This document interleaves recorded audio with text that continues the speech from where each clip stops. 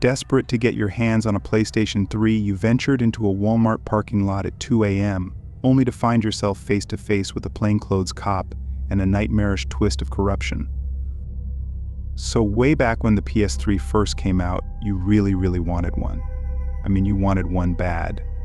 The main reason was because you wanted to play Call of Duty 3, which is still your favorite game series ever. But since you missed out on pre-ordering one, you were out of luck when the actual release date came. You remember watching eBay like a hawk, scouring Craigslist every day, and day after day went by with no luck at all. But then, boom. You see this one post on Craigslist that says a guy is selling his brand new PlayStation 3, Call of Duty 3 included, and he's selling both of them for like $400, at least 100 below asking price. The only thing was, he needed to sell it as soon as possible, and he needed someone to drive over to him to pick it up. The person who could pay his asking price and pick up promptly got the package. Somehow you got fortunate, incredibly so. A lot of folks were messaging him for it, and some sounded like they were going to rob him.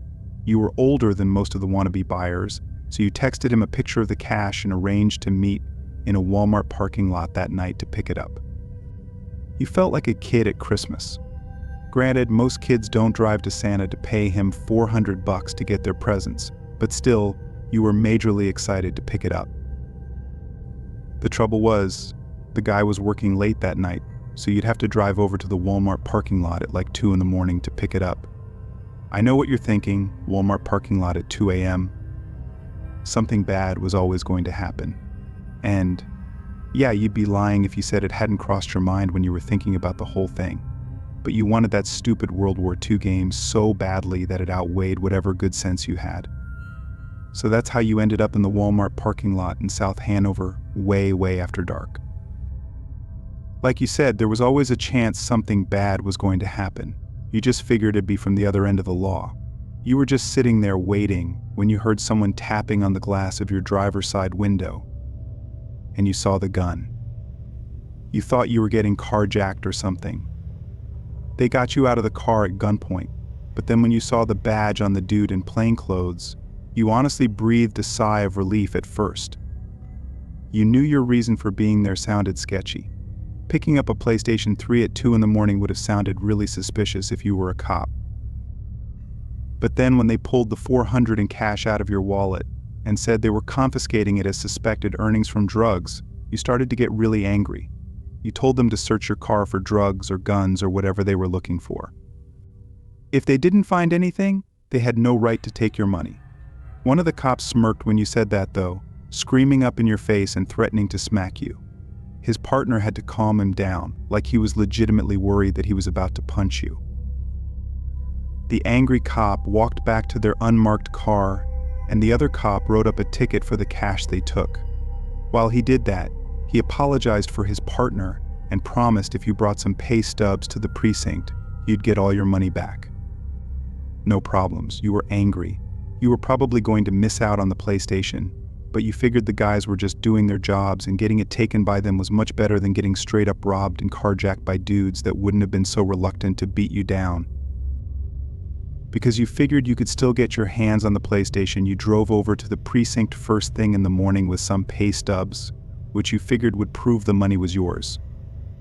You got there, handed in your ticket, and some cop walked out with an evidence bag with your money in it. Only you were shocked when she put it down in front of you. You told her there must be some kind of mistake. You told her the cops pulled you out of your car and took exactly $400 off of you, but in the bag there was no more than $100. She then showed you the ticket, and in the little box that listed confiscated items it said 100 instead of 400. Right then it was your turn to freak out. You couldn't believe they did you like that. You started demanding complaint forms, numbers to call, all of that. The lady just thought you were lying about the amount, but you swore you had more money than that. She gave you the number to call to register a complaint, which you did. I know.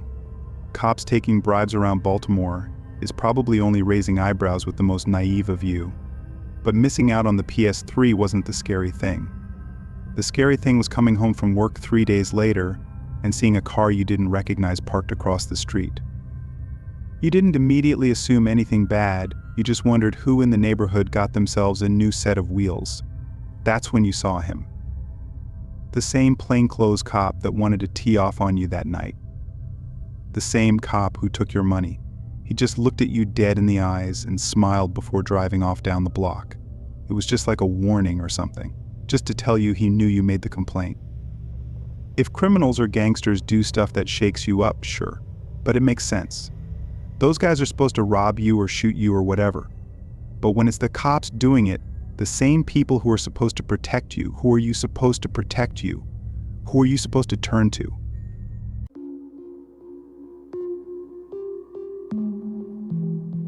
A Craigslist deal for used furniture led you to a house full of old memories and a confrontation with the very man who almost destroyed your family decades earlier.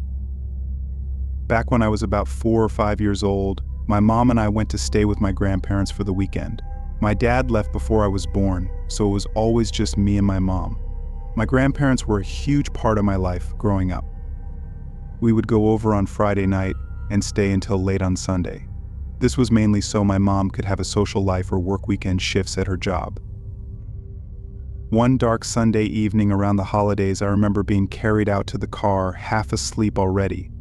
I must have fallen asleep the moment I was strapped into the car seat because I don't even remember driving off. The next thing I remember, I felt the cold on my face and heard my mom crying and begging someone not to hurt her because I was in the car. I looked outside and saw what I thought was a monster at the time, but I later learned it was a man in a bunny mask. It was like the masks in the slasher movie You're Next, not some flimsy plastic thing. It was super detailed and really creepy looking. The guy and his partner had basically staged a car accident to get my mom to pull over. When she did, the man in the bunny mask attacked us. They robbed us, did something unspeakable to my mom, and almost killed her. She spent almost 2 weeks in the hospital. I lived with my grandparents for almost a whole year because my mom was in and out of various institutions.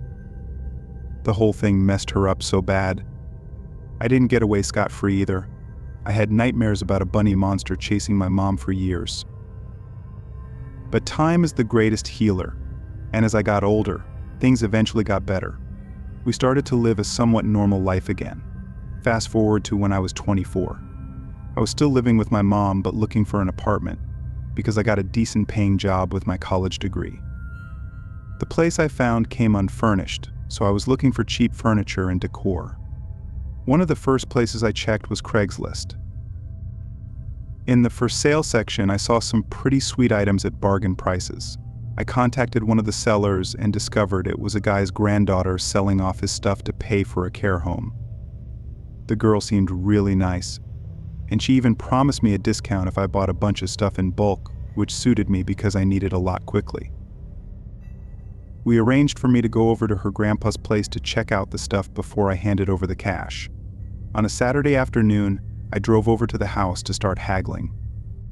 She introduced herself and was really sweet, but when I saw her grandpa, I realized why they needed the money for a care home. He was in a really bad way. He was in a wheelchair, had an oxygen tank, and barely reacted to his granddaughter introducing me. He looked like he didn't have too many years left. I checked out the main items on my list: a closet, a desk, and a dinner table. We agreed on a price. I needed to arrange a U-Haul to pick them up, but that could be done the following weekend. After we confirmed the purchases, the granddaughter and I had some coffee. She explained that almost everything in the house was for sale. Apparently, her grandpa had been a wild child in his youth and had been in and out of jail. He didn't have a lot saved up for a rainy day. She also mentioned that everything in the garage was for sale too, and I was welcome to check it out. I figured I'd buy a few more things from them, maybe stuff they couldn't sell easily, to help decorate my apartment and support a worthy cause. After finishing the coffee, she went to help her grandpa with something, and I headed to the garage. The garage was piled high with stuff. There were old cookie jars, books, weird little ornaments, and all kinds of things. I started digging through the pile, placing items I considered buying to one side.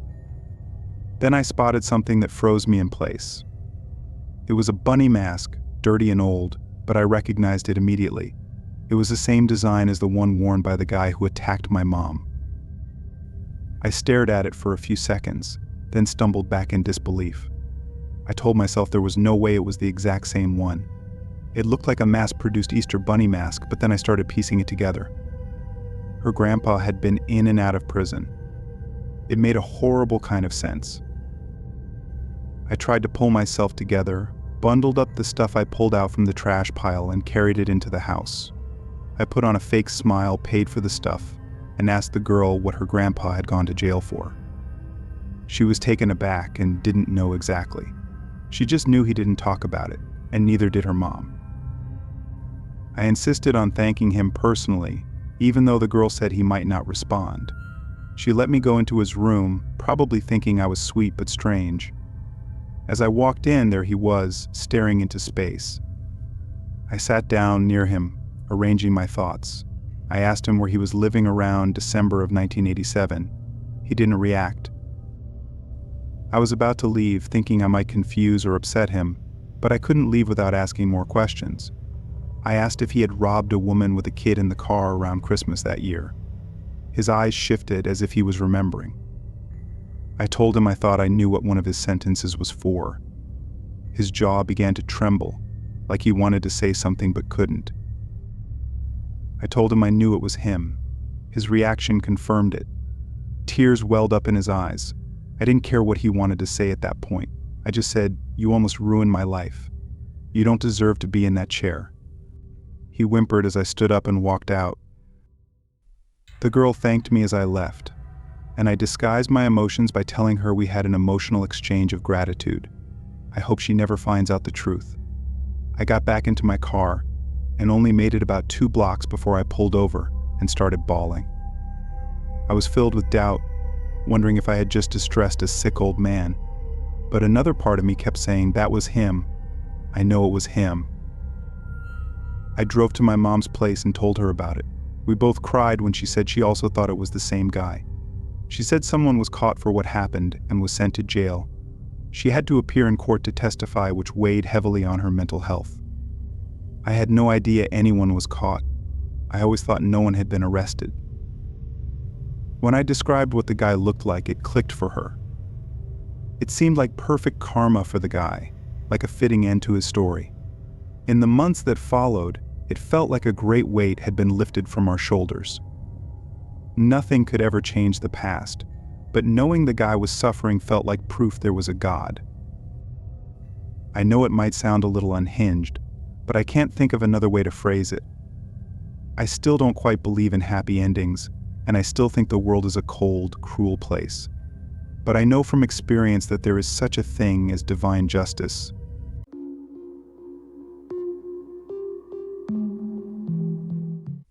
When a beloved radio host failed to show up for work, police discovered a grisly scene and unraveled a dark web of betrayal involving a teenager and a fatal, twisted encounter. You were born in Philadelphia on March 23, 1961, and you fell in love with talk radio from a very young age. You dreamed of working in the industry, and for many years you lived that dream by working at the WABC 77 morning show. You read out periodic news updates throughout the morning and joined in conversations with the hosts about those news stories. Those who tuned in became very familiar with the sound of your voice. In April 2008, you moved from WABC to the ABC radio network. Over the next 11 months, you focused on local interest stories that you personally investigated. To your coworkers, you seemed to live a quiet and unassuming life. But after you failed to show up for work on March 21st, 2009, it was discovered that your private life was very different from your public persona. On that Saturday morning, when you failed to show up for work, your coworkers became concerned. On the few days that you took off due to sickness, you always called ahead. By mid-afternoon, when you still had not contacted them, your coworkers called 911 and asked the police to check on you. On Sunday, March 22nd, 2 patrol officers arrived at your apartment around 8:30 in the morning. At first, they noticed nothing out of the ordinary, but on closer inspection, they detected the sound of running water from somewhere in the apartment. That alone wouldn't normally be any cause for alarm, but coupled with the fact that you failed to answer the door when the officers announced themselves, it made for a very ominous situation. Around 15 to 20 minutes after they first arrived on the scene, the patrol officers forced their way into your apartment. Once they did, they discovered a truly horrifying sight. You were lying naked on your bedroom floor in a pool of your own blood. Your arms and legs were bound tight with rope, and your bloody corpse had been mutilated by around 50 stab wounds to your neck, chest, and arms. The sound of running water was coming from the bathroom, and the blood around the taps and sinks suggested that your killer had attempted to clean themselves off before escaping during the night. During the examination of the crime scene, the attending officers found no signs of forced entry, leading them to believe that you had known and trusted your attacker enough to welcome them into your home. With this in mind, homicide detectives began scouring your computer and phone in the hopes of finding any evidence of grudges or arguments between you and your friends or neighbors. This is how they discovered a message exchange between you and a 16-year-old high school student named John Curtis. The text message threads and call logs taken from your phone suggested that you and Curtis had arranged to meet on the night of Friday, March 20th, and that the purpose of the meeting had been less than wholesome. You had met after you posted on Craigslist that you were seeking a night of passion with a younger man. The timing of your exchanges suggested that Curtis had been one of the last people to see you alive. But after trying to bring him in for questioning, the police discovered that the boy was less than willing to give himself up. Not only that, but a deep dive into Curtis's background brought up some very disturbing information. According to his social media profiles, John Curtis was a self-declared Satanist with a penchant for extreme sadism. When the police reached out to his family, they confirmed that John was a deeply troubled young man. His father was appalled by the allegations and agreed to take part in a sting that would bring his son to justice. The father contacted Curtis and convinced him to return to his East Elmhurst home to collect $300. When Curtis returned to collect the money, he was promptly arrested. At his trial, Curtis was charged as an adult, and although he pled not guilty to a charge of second-degree murder, he was convicted and sentenced to 25 years to life. In the aftermath of his imprisonment, some true crime aficionados cited the Curtis case as an example of a lethal hate crime on homosexual men, where the perpetrator exhibited some degree of homosexuality themselves. To them, it was a crime of projected self-hatred. But to others, your murder was something considerably more disturbing. Some argued that Curtis had targeted a desperate older man simply to secure access to his home. Under the guise of a bedroom game, Curtis was able to bind his prospective victim before sacrificing him in the name of Satan. Others argued that rather than the murder being satanic, Curtis killed you when it became clear that you were a child abuser, and that Curtis's involvement with you was merely a sting to seek out and punish someone willing to sleep with an underage boy. It's almost impossible to establish any of these theories as fact. All that Curtis's lawyer argued in court was the idea that you and his client had been involved in a long-term but violently unstable relationship. Whether or not this is true, the judge and jury took no mercy on the 16-year-old who was condemned to spend the rest of his youth in a federal correctional facility. Maybe one day John Curtis will properly explain why he killed you, but it's just as likely that your family will forever be in the dark as to why their loved one had to die.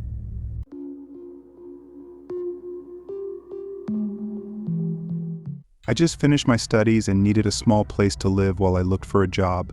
I was working part-time at a little grocery store, but now that I was done with school, it was time to find something better. Renting an apartment by myself was too expensive, so I was on the lookout for a room to rent in someone's house. I knew it would be a bit uncomfortable at first living with strangers, but I didn't really have another option. My friend from school who used to share a room with me told me to try Craigslist. It seemed that other websites didn't list single rooms or were too complicated to use. Craigslist had a lot of choices, so I decided to stick with it. After several days, I was getting nowhere. Nobody answered my messages, and the few who did just said the room was already taken. Then, on a Saturday morning, I saw a new listing. It was close, affordable, and looked decent.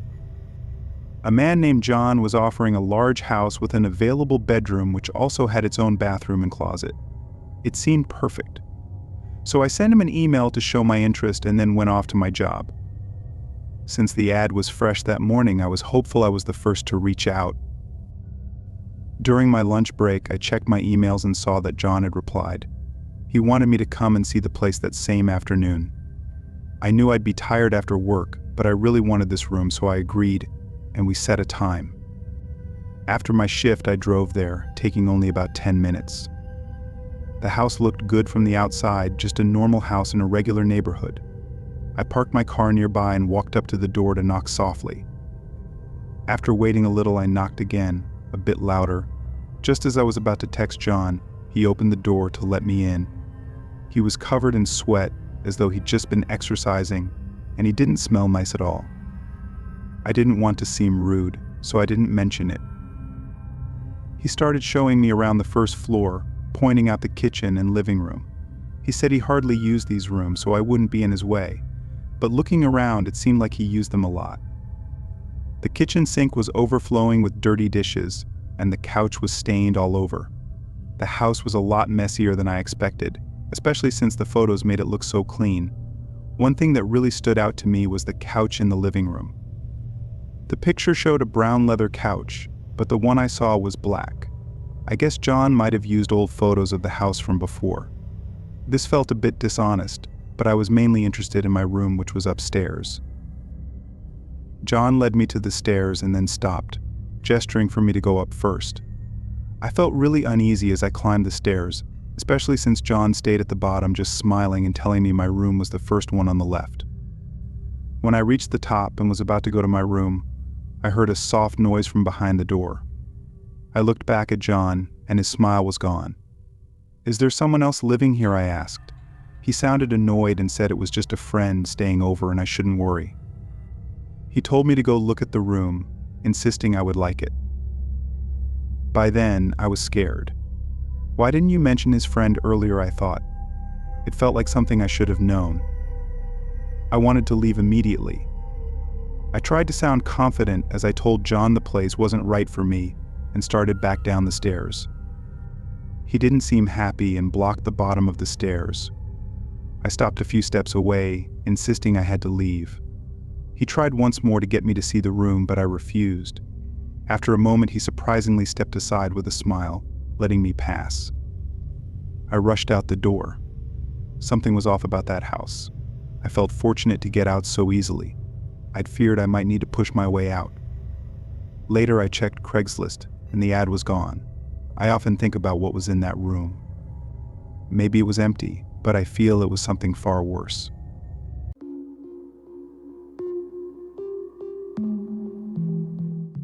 When I was in college, I used to go camping with friends during the summer. One year, we decided to explore a new area we hadn't visited before. It was a dense forest, quite far from the city.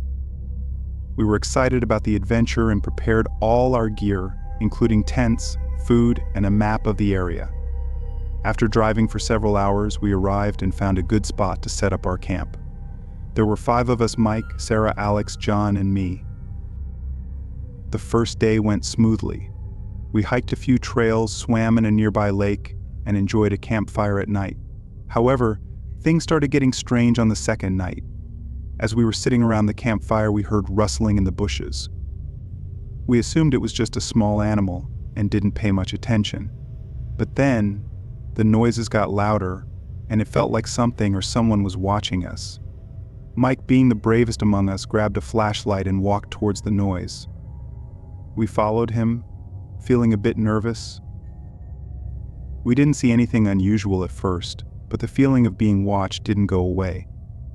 Eventually, we shrugged it off and went back to the campfire. Later that night, as we were getting ready to sleep, Sarah screamed. We all rushed to her tent, where she pointed out that her backpack was missing. We searched the entire campsite but couldn't find it. We thought maybe an animal had dragged it away. We tried to sleep, but the feeling of unease kept us awake. The next morning, we decided to pack up and leave a day early. We were all a bit spooked and didn't want to stay another night. As we were packing, we found Sarah's backpack hanging from a tree branch. about 20 feet off the ground. It was impossible for any of us to have put it there. We quickly packed the rest of our gear and left. To this day, none of us can explain what happened that night in the forest. We never went back to that area again.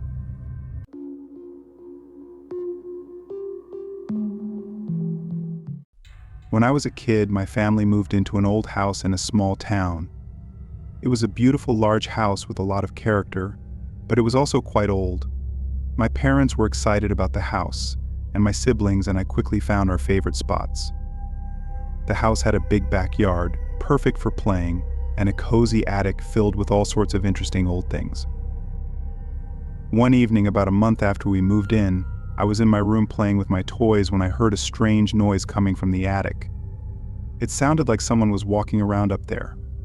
I called out to my parents, but they were downstairs and didn't hear me.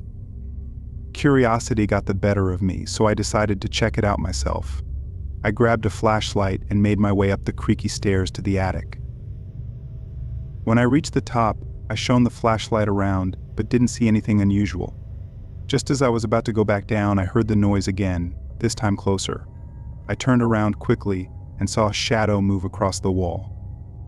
My heart started racing, and I felt a chill run down my spine.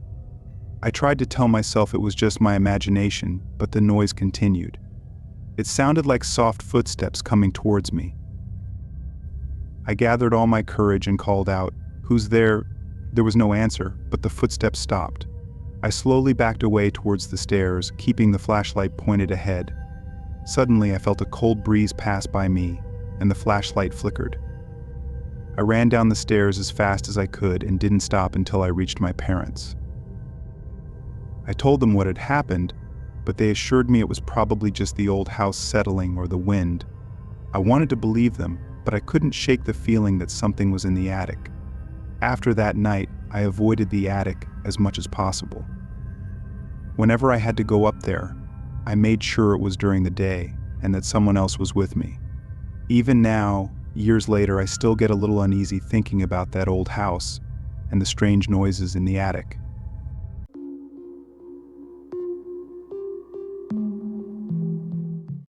One summer, my friends and I decided to take a road trip across the country. We planned to visit various landmarks and camp out at different spots along the way. We were excited about the adventure and spent weeks preparing for the trip.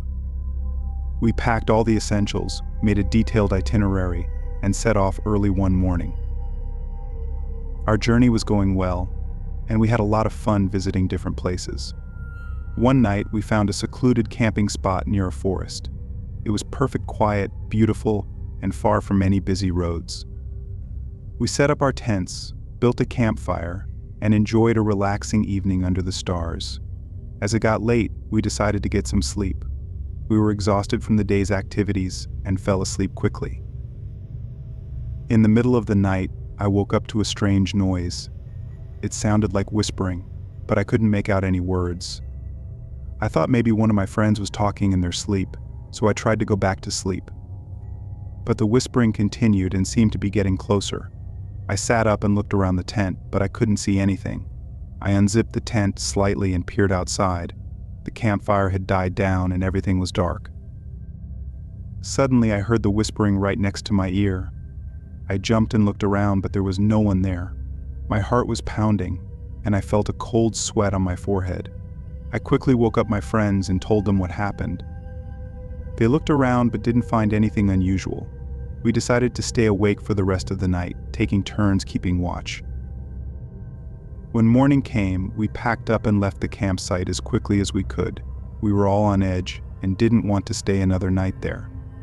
As we drove away, we tried to rationalize what had happened, but none of us could come up with a good explanation. The experience left us shaken, and we made sure to choose more populated campsites for the rest of our trip.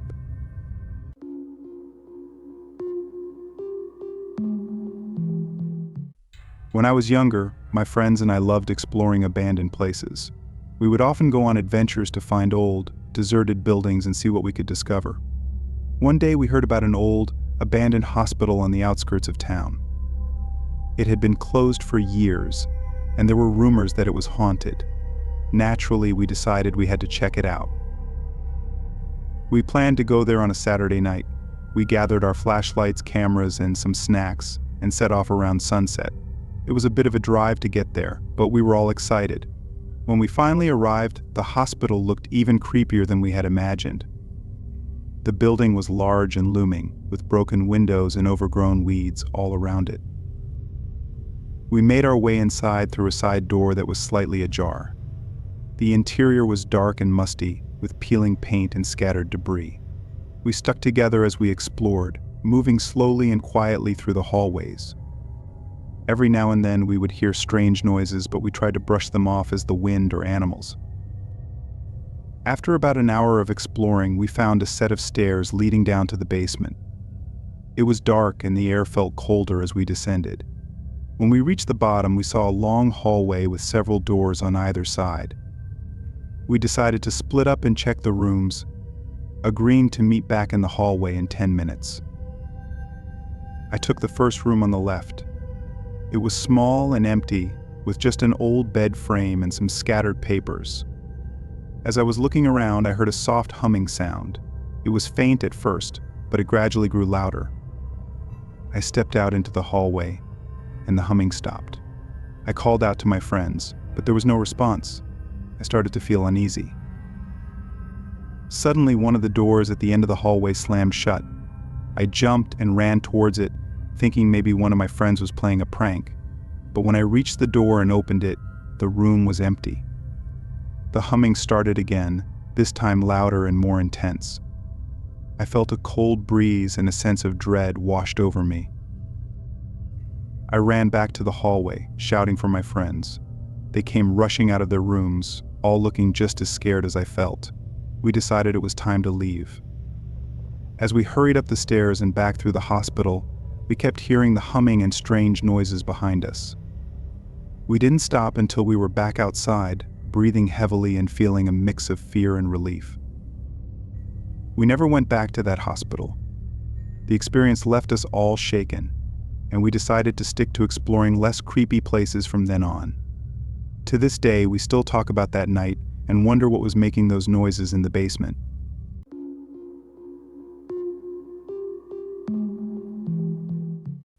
As an actor struggling for steady work, I never expected a simple dishwasher repair job to turn into a fight for my life. My name is Mark, and I'm an actor. You probably haven't seen anything I've been in, despite all the auditions I've attended. Steady work has been scarce for me.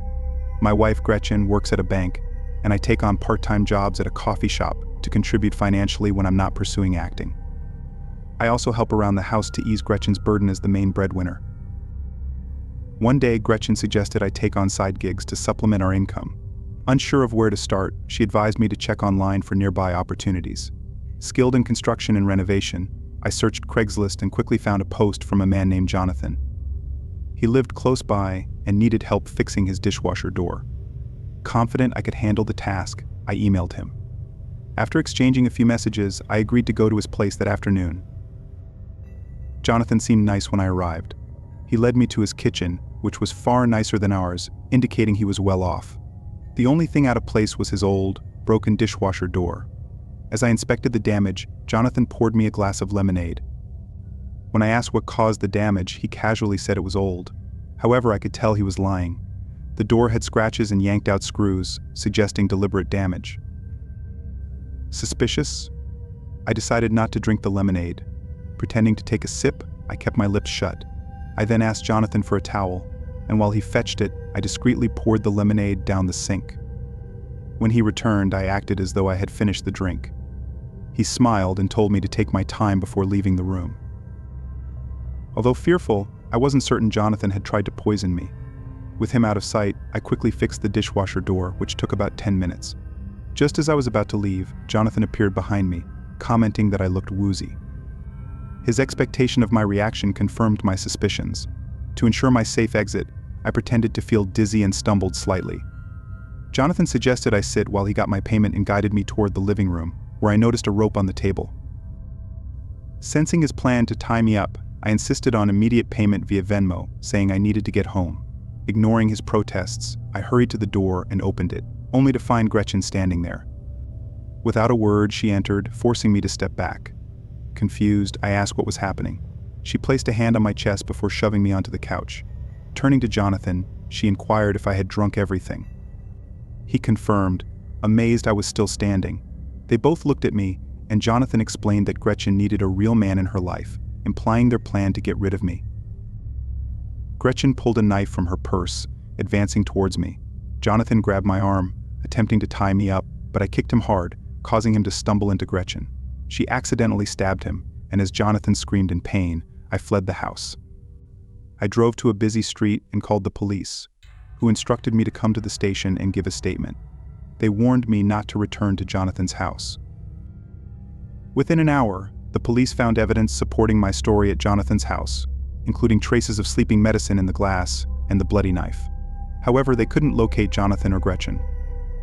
It's been 3 weeks, and I'm still waiting for the police to find them. They're still on the run.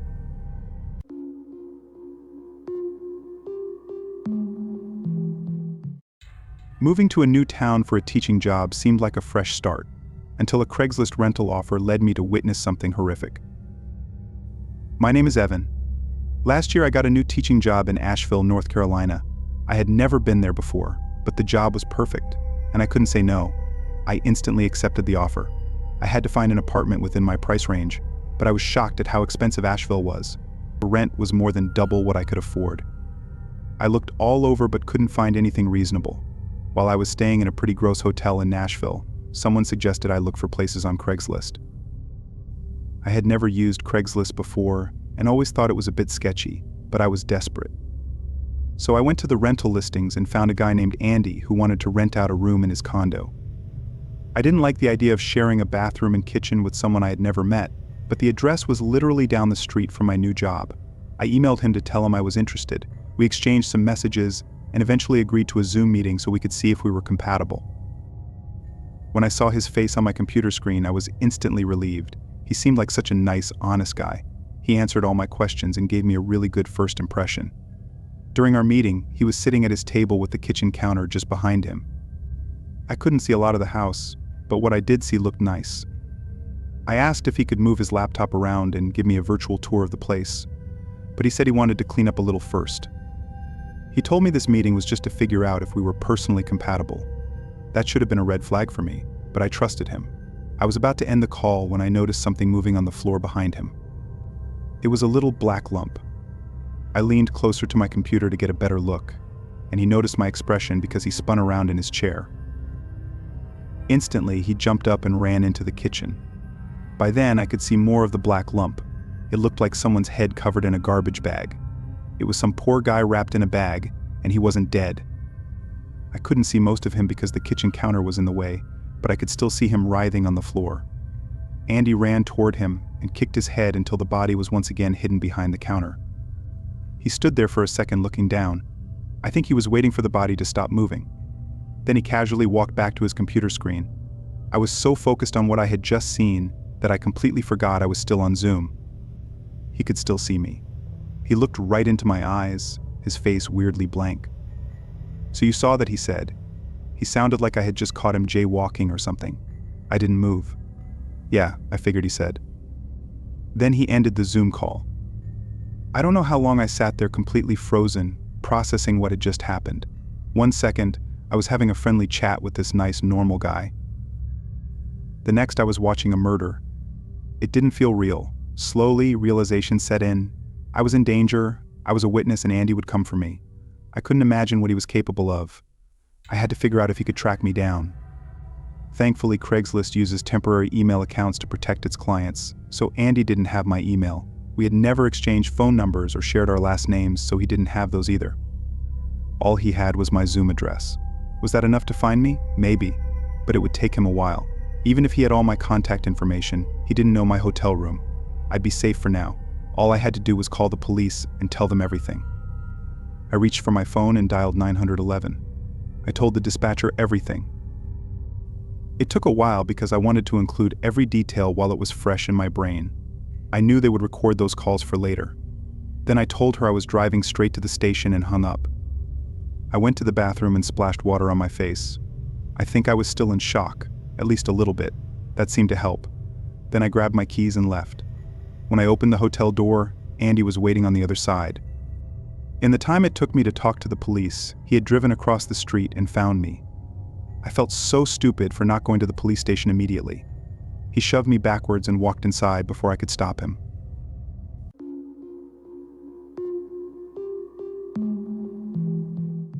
Running into my ex at the store was the last thing I wanted, but what followed was a terrifying reminder of why I left him in the first place. I told her no. Then her smile disappeared, and she asked, "Do you know that man?" I turned around to see who she was looking at. I saw my ex-boyfriend Ronnie standing behind a display of shirts. He wasn't moving, just staring at me. My blood ran cold. Ronnie was a terrible boyfriend. He screamed at me all the time and erupted with anger whenever he saw me talking to another man. Things got so bad between us that one night I just packed up and left without saying goodbye. Ronnie was the reason I left this town in the first place. I was worried that I'd see him again when I came back, but I didn't expect to see him staring at me across a huge store. "Would you like me to call security?" the woman asked. I told her not to worry. I knew he was probably just shocked to see me. We had broken up so long ago. He was probably just going to leave me alone. But he didn't. He started following me throughout the store. I went to the shoe section, then the electronics, then the books. Wherever I went, he kept pace. He made sure not to get too close because he didn't want the workers to get suspicious of him, but he wasn't even trying to hide. I was starting to get really scared. I made it to the exit and passed the same old woman. I ran outside and tried to get to my car. Ronnie kept coming. Now that we were in the parking lot, he broke out into a full sprint. He caught up to me within seconds and grabbed my shoulder. "Please, babe," he said. I didn't want to talk to him. I wanted to run, but I knew he would catch me. He pulled me around to face him and smiled that stupid grin he always used to make me feel safe. I was terrified. "Why did you leave me?" he asked. "I miss you so much." His voice was quiet and desperate. I could tell he wasn't going to let me go until I answered him. I didn't know what to say. I needed to find myself, I stammered. I wasn't happy. His smile grew wider. "You were happy." "I know you were." He tightened his grip on my shoulder. "You just forgot how much you love me." "I don't love you anymore," I said. "Please, let me go." His smile turned into a scowl. "Let you go," he repeated. "Let you go." He pushed me into the side of a nearby van. "I can't let you go," he said. "I need you." "No," I said, my voice shaking. "You don't need me." Ronnie leaned in closer. I could smell his breath. "You're coming with me," he whispered. "Whether you like it or not." I tried to push him away, but he was too strong. He grabbed my wrist and started pulling me toward his car. I screamed for help, but no one was around. Then I remembered the pepper spray in my purse. I reached for it and sprayed him in the face. He screamed and let go of me, rubbing his eyes. I ran to my car, jumped in, and locked the doors. I watched him through the window as he stumbled around, still screaming. Then I started the engine and drove away as fast as I could. I didn't stop until I was miles away. I pulled over and called the police, telling them everything. They told me to come to the station and file a report. I haven't seen Ronnie since, but I know he's still out there somewhere looking for me.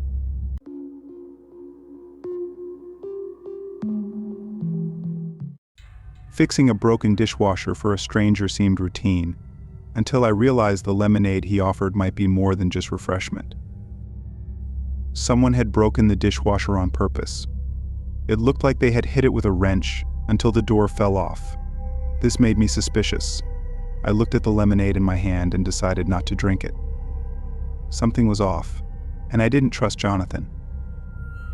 Pretending to take a sip, I kept my lips shut. I asked Jonathan for a towel before I started working. While he went to get it, I poured the lemonade down the sink. When he returned with the towel, I acted like I had finished the drink. He smiled and told me to take my time. Then he left the room. Despite my fear, I wasn't entirely sure Jonathan had tried to poison me, so I focused on fixing the dishwasher. While I was working, Jonathan came back into the kitchen. "Are you okay?" he asked.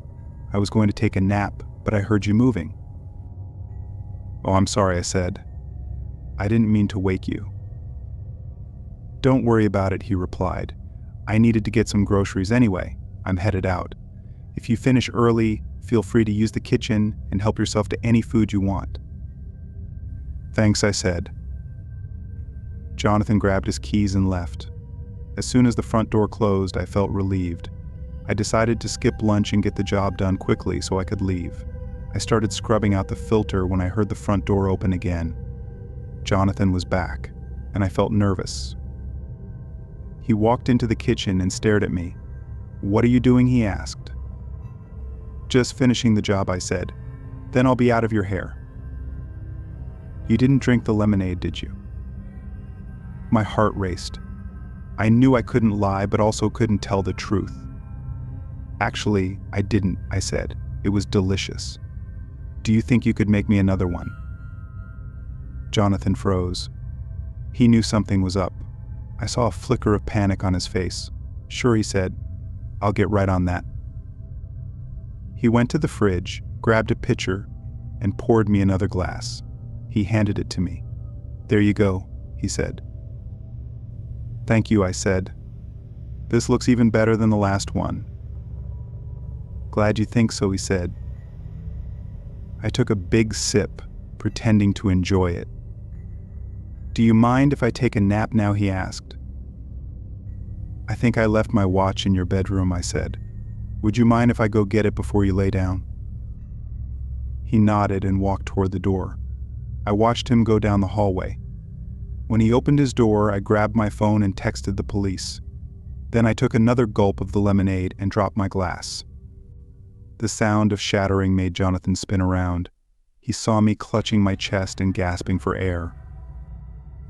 "I think there was something in that drink," I said, collapsing on the floor. Jonathan ran toward me, panic on his face. "What happened?" he asked. "You poisoned me," I said. He got on his knees and checked my pulse, his eyes widening. He tried to talk to me, but I couldn't hear anything. The world was going black.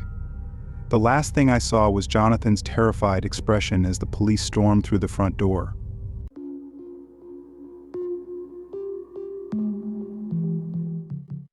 What would you do if you found a hidden compartment in your new car, filled with chilling secrets that suggest the previous owner was a monster? Hey, I'm Martin, but some folks call me Hope. I'm 34 and a software developer living in Seattle. Recently, I've been going through a tough time. My girlfriend Jen and I broke up 6 months ago after being together for 5 years. It was messy, and I'm still not over it. I decided to move and get a fresh start, which included selling my car because it held too many memories of Jen and me. I found a decent deal on Craigslist for a 2015 Honda Civic. I had no idea that buying this car would turn my life into a nightmare. When I met the seller to check out the car, everything seemed normal. The seller, Bill, was a middle-aged guy who was very friendly. He said he was upgrading to a newer model. The car looked good, no major dents or scratches. I took it for a test drive, and everything seemed fine. We finalized the paperwork for $8,500, and I drove my new Civic back to my apartment. A few days later, I decided to clean the interior. That's when I made a disturbing discovery. Underneath the back seat cushions, I found a hidden compartment. It was a small door carved into the trunk area, leading to a tiny enclosed space between the rear seats and the trunk. I couldn't understand why a regular car would have something like this, unless it was for a sinister purpose. When I looked inside the cramped compartment, I felt sick. It smelled of stale sweat and something more sinister. Shining my phone's light inside, I saw streaks of dried brown liquid that looked like blood. Feeling nauseous, I quickly closed the compartment and stepped back, overwhelmed with dread. What terrible things had the previous owner, Bill, done with this vehicle? Had he used the secret room to transport victims he had harmed or killed? The questions swirled in my mind, each more horrifying than the last. I realized I was now connected to something deeply disturbing and possibly criminal. Part of me wanted to go straight to the authorities to report my finding and put as much distance as possible between me and whatever depravity this vehicle had witnessed. But another part of me, influenced by crime shows and horror movies, worried that coming forward might make me a person of interest, even a suspect. So I did nothing for the time being. I tried my best to go about my daily life and not think about the ominous secret compartment, but how could I not? Every time I opened the trunk or slid into the driver's seat, I was assaulted by phantom smells and visions of unimaginable horrors. The subtle stain of dread resurfaced, leaving me uneasy and tormented by morbid hypotheticals. Restless nights were punctuated by vivid nightmares, visions of being trapped in that cramped, sweaty compartment, banging hopelessly on the door, gulping stale air as my cries for help went unanswered. Other times I dreamt I was Bill, a mild-mannered monster calmly shuttling my unspeakable cargo to its grim destination. Awake, I began noticing small details about the vehicle that had previously escaped me. A splotch of reddish-brown discoloration in the trunk lining, strange symbols etched into the underside of the dashboard, and the faint acrid scent of chemicals lingering in the cabin's recirculated air. Each observation fed the cycle of dread and fueled my imagination to even darker places. After a week of inner torment, I decided I couldn't live like this anymore. I would remove the wretched compartment, scrub the vehicle clean of any lingering remnants of its prior purpose, and be done with it once and for all. Armed with a toolkit and a bucket of industrial cleaner, I set about dismantling the hidden room. As I carefully pried away its flimsy wooden panels, I knew my plan was doomed to fail. Tucked amid the sickly beige upholstery was a small cardboard box. Its contents promised to further unravel what remained of my sanity. Inside, I found handwritten notes scrawled in what seemed to be chicken scratch. Pages and pages of rambling, half-coherent screeds vacillated between records of apparent daily minutiae and grandiose proclamations about bearing witness to an ethical truth. Certain chilling phrases leapt off the page, they're everywhere, hiding in plain sight. Horrible, unblinking eyes peering through the veil at all times. Can't let them steal my essence, not after coming this far. Another page, decorated with strange symbols reminiscent of those on the dashboard, read the time of transformation draws near. The offering prepares the vessel to shrug off its withered husk and be remade anew, incorruptible and eternal. As I read on, slack-jawed in disbelief, it became clear these were no ordinary unhinged ramblings. Something larger and far more insidious bound them together. As I sit here clutching those cryptic pages, part of me wants nothing more than to shove them back into the shadows and return to blissful ignorance. To move on from this existential detour and find some semblance of normalcy again, pushing bile-inducing questions of cosmic dread from my mind. But another part, call it sickening curiosity, or a deficit of self-preservation, feels inextricably drawn to unraveling this disturbing saga, even if the truth is too horrific to behold. For now, the mysterious compartment sits reopened in the car, almost daring me to keep pulling at its sickening threads. While part of me craves a return to blissful ignorance, another part can't resist the lure of the unknown.